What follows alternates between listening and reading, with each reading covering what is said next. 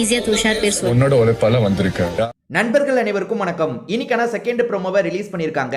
இந்த செகண்ட் ப்ரோமோல என்னெல்லாம் நடந்தது அப்படின்றத பத்தி இந்த வீடியோல டீட்டெயிலா நம்ம பார்க்கலாம். அதுக்கு முன்னாடி இந்த வீடியோக்கு ஒரு லைக் போடுங்க. ரெக்வஸ்டா தான் இந்த விஷயத்தை கேட்கறேன். நீங்க லைக் போட்டீங்கன்னா இந்த வீடியோ பூஸ்ட் ஆகிறதுக்கு ஹெல்ப்ஃபுல்லா இருக்கும். ஸோ தயவு செஞ்சு பார்க்குறவங்க லைக் போடாம இருக்கீங்கன்னா ஒரு லைக்கை மட்டும் போட்டு கண்டினியூ பண்ணுங்க.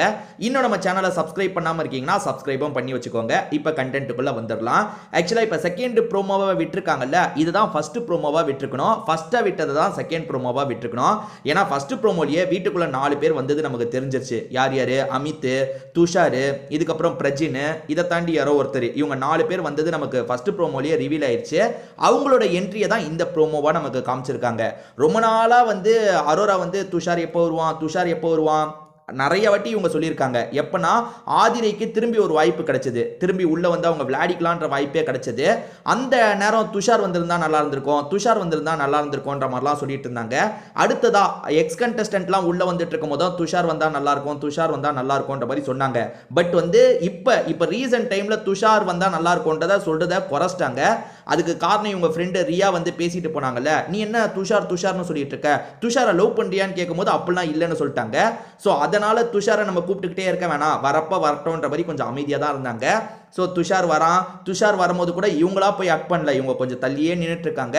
அதாவது என்ன பண்றது, அவன் எப்படி ரியாக்ட் பண்ணுவான்ற மாதிரி நின்றுட்டு இருக்காங்க. அதுக்கப்புறம் அவன் பக்கத்தில் வரான், 2 பேருமே அக்லாம் பண்ணிட்டு இருக்காங்க. அப்ப விக்ரம், சபரி எல்லாருமே சாங் பாடுறாங்க. முதல்வன் படத்தில் ஒரு சாங் வரும் பார்த்தீங்களா, அந்த சாங்கெல்லாம் பாடிட்டு இருக்காங்க. அதே மாதிரி இவர் பிரவீன் காந்தி, டைரக்டர் பிரவீன் காந்தி இருக்காரு பார்த்தீங்களா, இவங்க 2 பேர் கட்டி பிடிக்கிறத அப்படியே வந்து வீடியோ எடுக்கிற மாதிரிலாம் பண்ணிட்டு இருக்காரு. ஏற்கனவே அவங்க 2 பேர் உள்ள இருக்கும் போது இந்த விஷயத்தை இவர் பண்ணியிருக்காரு. 2 பேருமே அக் பண்ணுங்க, ஒரு சீன் பண்ணுங்கன்ற மாதிரிலாம் வீடியோ எடுக்கிற மாதிரி பண்ணிட்டு இருந்தாரு. ஸோ அதே வேலையை தான் இங்கேயும் பண்ணிட்டு இருக்காரு. இதுல இன்னொன்று எனக்கு தோணிக்கிட்டே இருந்ததுங்க, அது உங்களுக்கு தோணுச்சா இல்லையான்றதை என் கூட ஷேர் பண்ணுங்க.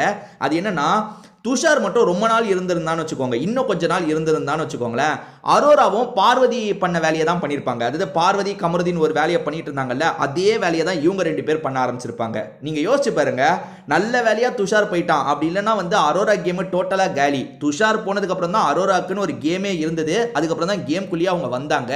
துஷார் மட்டும் போலனா 2 பேரோட கேமும் நாசமா போயிருக்கும். 2 பேருமே அதாவது வந்து இந்த பார்வதி கமருதீன் வந்து லவ் கண்டென்ட் பண்ணிட்டு இருந்தாங்கல்ல, ஏறக்குறைய அதை விட அதிகமாகவே இவங்க 2 பேர் பண்ணியிருக்கிறதுக்கான வாய்ப்பு இருக்கு.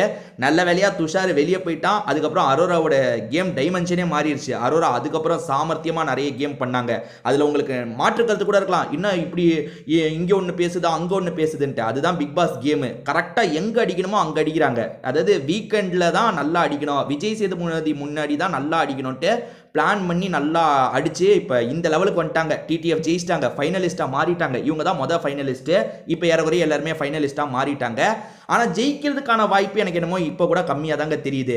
ஏன்னா திவ்யாக்கும் சபரிக்கும் தான் இப்ப அந்த போட்டி போகும். ஃபைனலிஸ்டா 2 பேர், அதாவது அந்த டாப் 2ல வந்து திவ்யா சபரி தான் இருப்பாங்கன்னு எனக்கு தோணுது. ஏன்னா போற போக்கலாம் அப்படிதான் இருக்கு. எல்லாருமே இப்ப சபரிக்கு சப்போர்ட் பண்றதை ரொம்ப பார்க்க முடியுது. அதே மாதிரி திவ்யாக்கு ஏற்கனவே ஒரு சப்போர்ட் இருந்தது. ஸோ இவங்க 2 பேர் தான் அந்த மேடையில் இருப்பாங்கன்னு நான் நினைக்கிறேன். சரி பார்ப்போம். ஸோ இப்போ வந்து அரோரா உட்கார வச்சு பேசிட்டு இருக்காங்க. அப்படி பேசும்போது என்ன சொல்றாங்கன்னா, அரோராவை யாராவது அட்டாக் பண்ணணும்னு முடிவு பண்ணிட்டா துஷாரோட பேரை எடுத்துடுறாங்க, எனக்கு கொஞ்சம் கஷ்டமா இருக்குன்ற மாதிரிலாம் சொல்லிட்டு இருக்காங்க. அதுக்கு இந்த பையன் சில விஷயங்களை சொல்ல ஆரம்பிக்கிறான். நீ நிறைய எஃபர்ட் போட்டிருக்க, நீ பண்ண விஷயத்தினால தான் நீ இவ்வளோ தூரம் வந்திருக்க, என்னோட கேம் ஸ்பாயில் ஆனதுக்கு நீ காரணம் கிடையாது, என் கேமு சரியில்லைன்றதுக்காக தான் நான் வெளியே போயிட்டேன், மற்றபடி ஒன்னால என் கேம் ஸ்பாயில் ஆயிடுச்சுன்றதெல்லாம் கிடையாது அப்படின்ற மாதிரி இவன் சொல்லிட்டு இருக்கான். இந்த பையன் பேசிக்காவே வெளியே போனதுல இருந்தே இவன் கோபமா இல்லைங்க, உங்க கேம் அரோரானால தான் ஸ்பாயில் ஆயிடுச்சான்னு நிறைய பேர் கேட்கும் போதே அப்படிலாம் கிடையாதுங்க. அரோரா வந்து இல்லை, அவங்க ரொம்ப ஸ்வீட்டு, யாருனாலும் அவங்க கிட்ட பேசினா அவங்கள பிடிக்க ஆரம்பிச்சிடும், அந்த மாதிரி அவங்க ஸ்வீட்டானவங்க தான். என் கேம் போனதுக்கு நான் தான் காரணம். நான் வந்து முதல்ல நிறைய கேள்வி கேட்காம இருந்தேன், கடைசி ஒரு வாரத்தில் தான் கேள்வி கேட்க ஆரம்பித்தேன், அதுக்குள்ள நான் வெளியே போகிற நிலைமை வந்துருச்சு. ஸோ நான் வெளியே வந்ததுக்கு நான் மட்டும்தான் காரணம்ன்ற மாதிரி சொல்லிட்டு இருந்தான். உள்ளே பெருசாக பிரச்சனை பண்ண மாட்டான். துஷாரே என்னோட கேம் ஸ்பாயில் ஆனதுக்கு அரோரா காரணம் இல்லைன்னு சொன்னாலும் சரி, ஆனால் இவன் கேம் ஸ்பாயில் ஆனதுக்கு அரோரா பெரிய லெவலில் காரணங்க. இவனுக்கு தலை பதவி கிடைக்கும் போதெல்லாம் இவன் தலை பதவியில் என்ன பண்ணுமோ அதை பண்ணாம இவங்க பின்னாடியே தான் சுத்திட்டு இருந்தான். அதாவது இவங்க பின்னாடி சுத்திட்டு இருந்தானா, அவங்களும் இவன் பின்னாடி சுத்திட்டு இருந்தாங்க, இவங்களே பேசிட்டு இருந்தாங்க. ஸோ அதெல்லாம் வந்து கண்டிப்பா துஷாரோட கேமை ஸ்பாயில் பண்ணுச்சு. ஆனா அவன் பெருந்தன்மையா என்னோட கேம் ஸ்பாயில் ஆனதுக்கு நான் தான் காரணம்ன்ற மாதிரிலாம் சொல்லிட்டு இருக்கான். ஆனா கண்டிப்பா அரோராவும் ஒரு விதத்துல காரணம் தான். இதை பத்தி உங்களுக்கு ஏதாவது கருத்தோ மாற்று கருத்தோ இருந்தா கமெண்ட்ல சொல்லுங்க, நானுமே பார்த்து தெரிஞ்சுக்கிறேன். வேற ஒரு வீடியோல நம்ம பார்க்கலாம்.